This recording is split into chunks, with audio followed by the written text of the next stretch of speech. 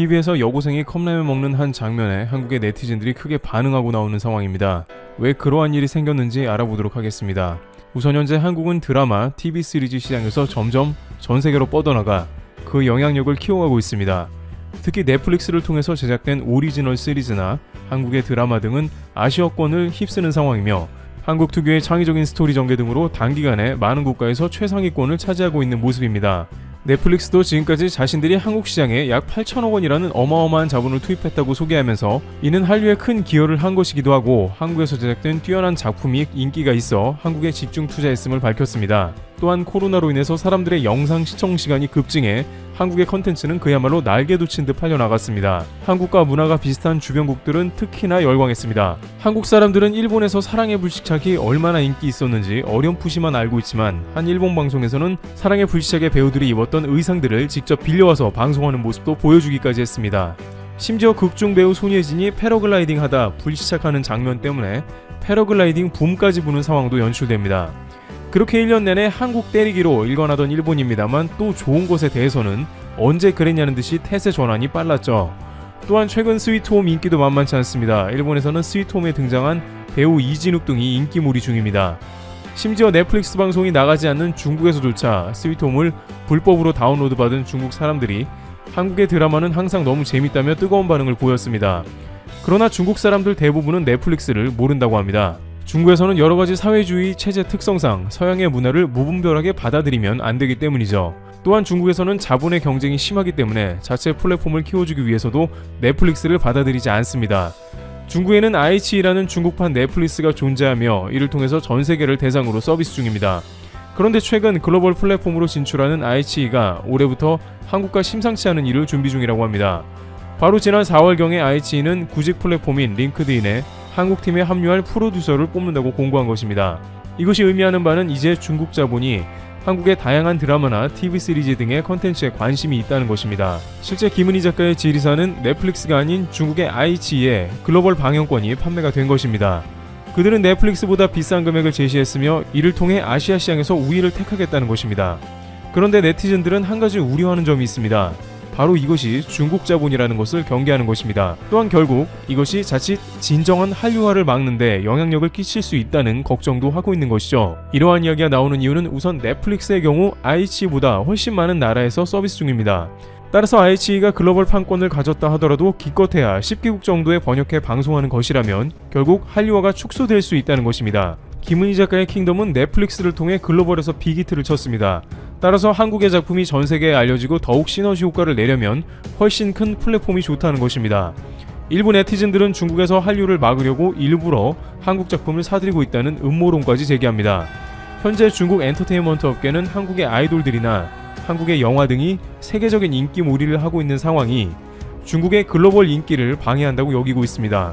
따라서 한국 연예인 때리기나 흠집내기를 하고 있죠. 물론 한국이 아니어도 중국 당국의 검열을 받는 중국 연예계가 전세계 시장에서 인기 있을 것 같지는 않습니다만 한국에서는 중국이 항상 한국을 끌어내고 싶어하고 시샘 질투한다는 것을 경계하고 있는 것입니다. 물론 한 기업 입장에서는 당장 이익이 너무 크다 보니 자본주의 논리상 중국의 제품을 팔 수 있다고는 봐집니다. 하지만 다른 한편에서는 iQIY 플랫폼은 결국엔 중국의 정치적 리스크와 맞닿아 있는 점을 지적합니다. 사드 전에 방영된 태양의 후예 같은 작품은 iQIY에서 26억 뷰라는 경이적인 기록을 세우며 인기몰이를 했습니다. 어쩌면 iQIY를 성장하게 해준 것 중 하나는 한국의 태양의 후예 같은 작품이 인기몰이를 하게 했기 때문입니다. 그렇지만 iQIY는 막상 한국과 사드 문제가 불거졌을 때 한국 출연자를 모자이크 처리해버린 전적이 있습니다. 한국이 성장하도록 도움을 줬지만 결정적으로 문제가 생기니 한국의 뒤통수를 친 격이라고 할 수 있습니다. 또한 앞으로 한국이 중국에 어떠한 드라마를 납품한 다음에 사드 같은 문제가 터지면 모조리 퇴출당할 것입니다. 이러한 맥락을 최근 수년간 경험한 한국 네티즌들은 중국에는 한국 작품을 판매해서는 안 된다 혹은 나중에는 모두 도용당하거나 오히려 역으로 공격당하는 일이 분명히 생긴다 라면서 적지 않은 경계를 하고 있습니다. 차이나머니는 규모가 크니 당장 유혹으로 다가오지만 한국에는 넷플릭스도 있으니 글로벌 시장의 공략 문제를 좀 더 장기적으로 생각해야 한다는 주문이 나오는 것이죠. 그런데 이렇게 한국에서 수년간 차이나머니에 대해서 부정적인 해석이 쏟아져 나오고 있는 상황에 최근 네티즌들은 TVN의 여신강림에 나오는 한 장면을 보고 심상치 않음을 느꼈다고 전해지고 있습니다. 여신강림에서 한 여고생은 편의점에서 컵라면같이 생긴 것을 먹는 장면이 나옵니다. 그런데 자세히 보니 이는 컵라면이 아니고 매우 생소한 중국어가 써진 컵라면 모양의 훠궈였던 것입니다. 중국에서 훠궈는 편의점 등에서 저렇게 간편하게 먹을 수 있도록 나오는 것인데 한국에서는 보기 어렵습니다. 이는 중국 즈하이궈사의 인스턴트 식품인데 이것은 작년에 한국 드라마 사이코지만 괜찮아에도 등장한 바 있습니다. 그런데 이 장면은 중국에 즉시 공유가 되었습니다. 중국의 네티즌은 이 드라마의 게시물 하나를 올렸는데요. 드라마 여신강림의 작품을 캡처해 올린 이 웨이보에는 버스 정류장의 중국 회사와 중국 컵라면도 포함되어 있습니다. 이 웨이보 게시물에서는 이런 것이 자본의 힘이다. 이건 그냥 중국 드라마를 보는 것 같다 라며 좋아합니다. 버스 정류장에 나와 있는 회사는 JD.com으로 징둥이라는 중국에서 매우 큰 규모의 인터넷 쇼핑몰 플랫폼입니다. 이들이 한국 드라마에 PPL을 직접 넣은 것입니다. 1년 매출은 100조 원도 훨씬 넘는 회사이기 때문에 한국의 드라마에 PPL을 넣는 것은 어렵지 않을 것입니다. 하지만 징둥이나 즈하이궈는 한국에서 보기 어려운 회사죠. 즉 이 드라마는 상당히 중국 시장을 고려했다는 것입니다. 네티즌들은 이에 대해 적지 않은 불만을 보입니다.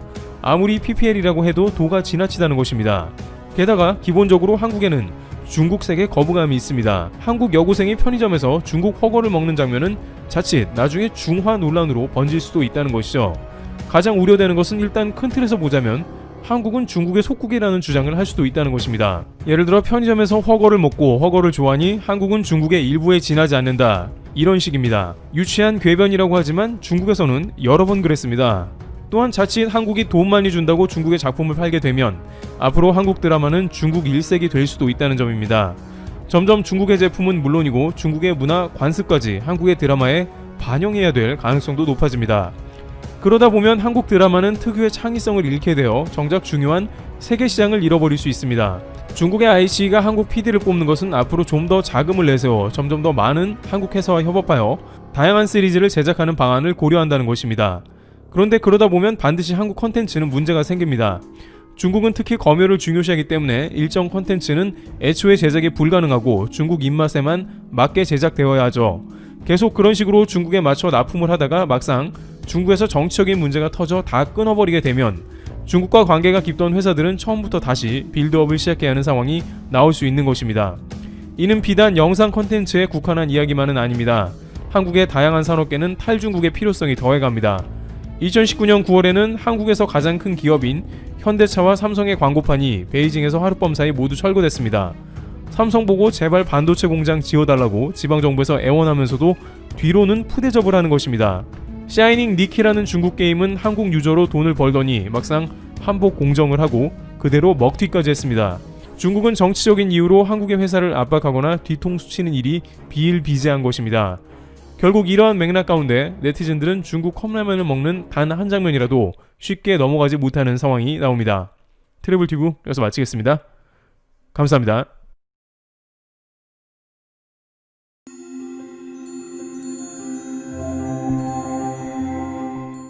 최근 대한민국은 글로벌 주유의 일환으로 아시아의 남쪽인 아세안 국가들에게 많은 투자를 해왔습니다. 이른바 신남방정책이죠. 그중 유독 한 국가는 한국의 투자와 관심을 많이 받아왔습니다. 바로 베트남이었죠. 작년까지 동남아시아 투자 중 60%가 베트남에게 들어갔고 실제로 작년 11월 홍남기 부총리는 한국 정부는 베트남을 신남방정책의 핵심 파트너로 생각하고 미래의 협력 논의를 가속화하고 있다고 언급하기도 했습니다. 하지만 최근 로이터 통신의 보도에 의하면 베트남 정부는 코로나 사태 이후 본격적으로 경제 회복 정책을 펼치고 있지만 지난 2분기 30년 만에 최저 수준의 경제 성장률을 보였다고 전하고 있습니다. 이런 상황일수록 베트남의 경제를 이끌어주던 한국의 역할은 그들에게 더욱 절실해지게 되었죠. 이를 반영하듯 최근 한국 기업들을 대거 초청해 투자 상담회를 개최하고 전례 없는 한국 베트남 전략 대화를 여는 등 한국 투자 유치에 적극적인 모습을 이어나가고 있습니다. 하지만 그들의 기대와는 다르게 한국은 올해 C19 사태 이후 투자 규모는 오히려 내려갔습니다. 따라서 베트남 정부는 한국과 소원해진 양국의 경제 교류를 다시 궤도에 올리는 데 박차를 가하기 위해 안간힘을 쓰고 있다고 합니다. 그런데 한국은 베트남의 이러한 노력에도 불구하고 캄보디아와 자유무역 협상을 개시하는 모습을 보였습니다. 이러한 모습은 한국이 베트남을 예전만큼 핵심 파트너로 생각하지 않는다는 것을 보여주는 것이죠. 이는 앞으로도 한동안 한국의 베트남에 대한 투자가 더욱 감소할 수 있다는 전망을 나타냅니다.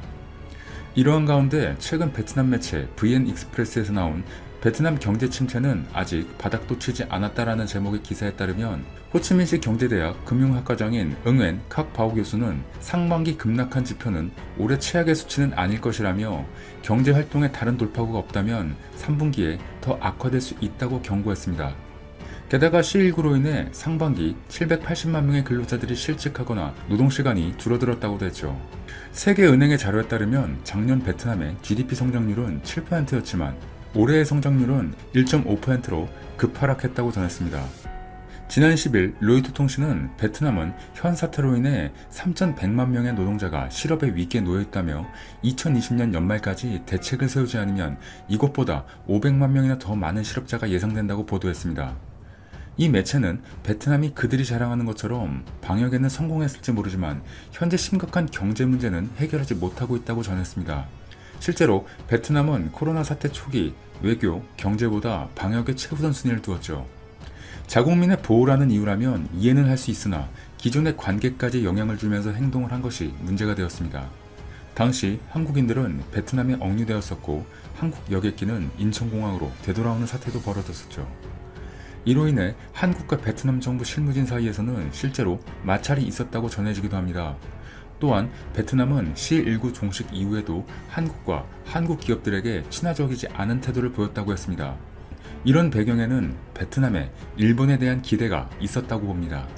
일본이 제조업 공급망을 중국에서 주변국으로 옮기는 디커플링에 착수함에 따라 C19 사태 이후 베트남 경제에 가장 큰 도움을 줄 파트너로 일본을 생각하게 된 것이죠.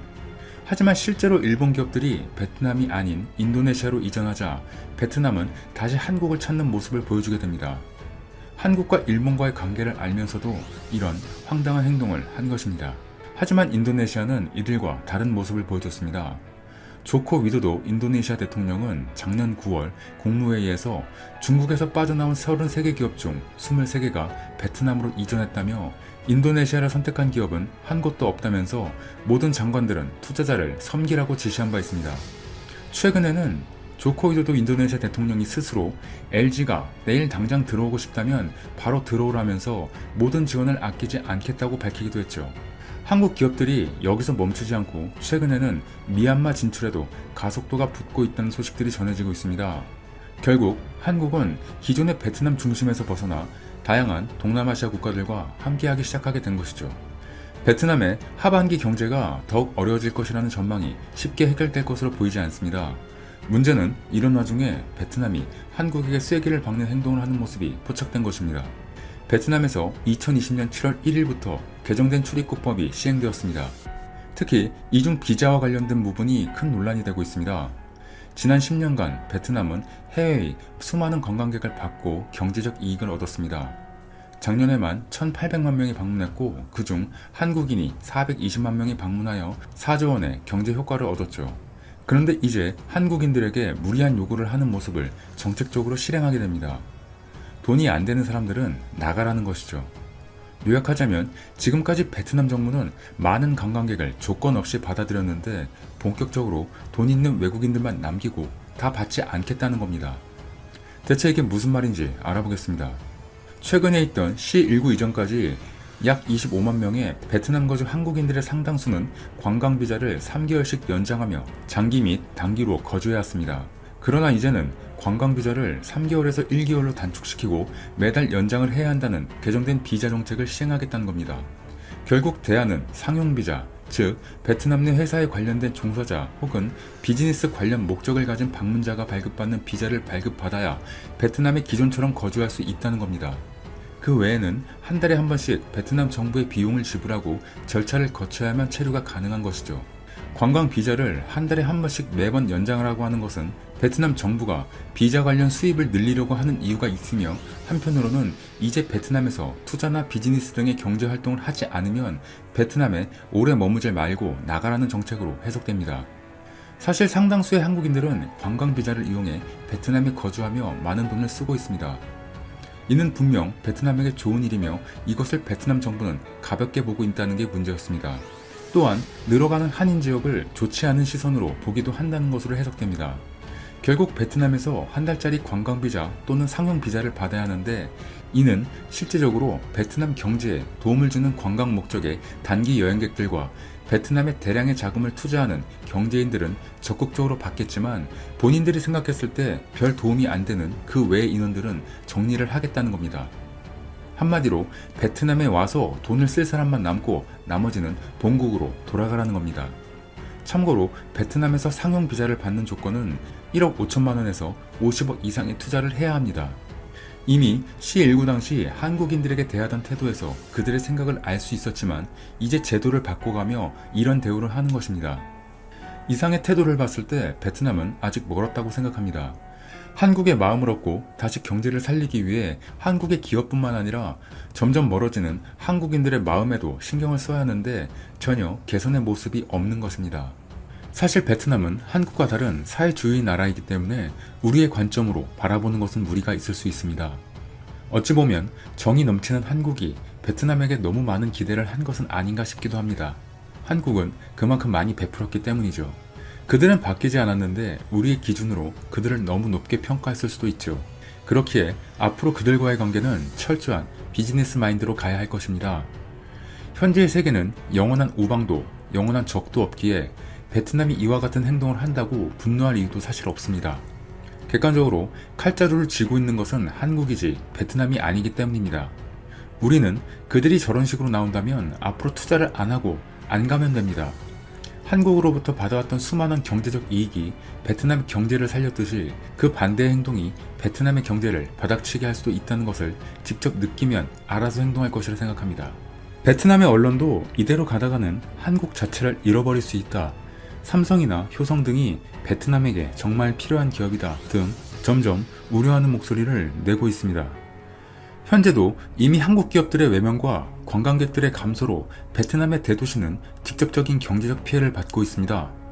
많은 관련업 종사자들과 매장들이 휴업을 하거나 폐점을 시작해 거리는 점점 한산해져 가고 있고 이번 일로 인해 찾는 사람이 적어지고 출국자가 늘어나면서 베트남 내 부동산의 가치까지 빠른 속도로 하락하고 있는 것입니다.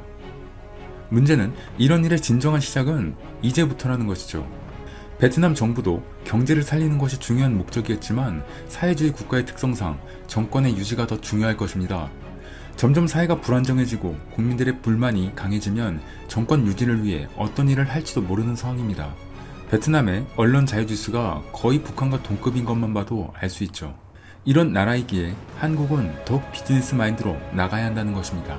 이럴수록 한국의 관심은 점점 다른 동남아시아 국가로 넘어갈 것이고 그 동남아시아의 국가들도 한국에게 러브콜을 보내고 있습니다. 점점 더 한국으로부터 기회가 사라지는 베트남이 앞으로 어떤 행보를 할지 유심히 지켜봐야겠습니다. 이상 이슈트래커였습니다. 끝까지 영상을 시청해주셔서 정말 감사드립니다. 더 좋은 영상으로 찾아뵙겠습니다. 감사합니다.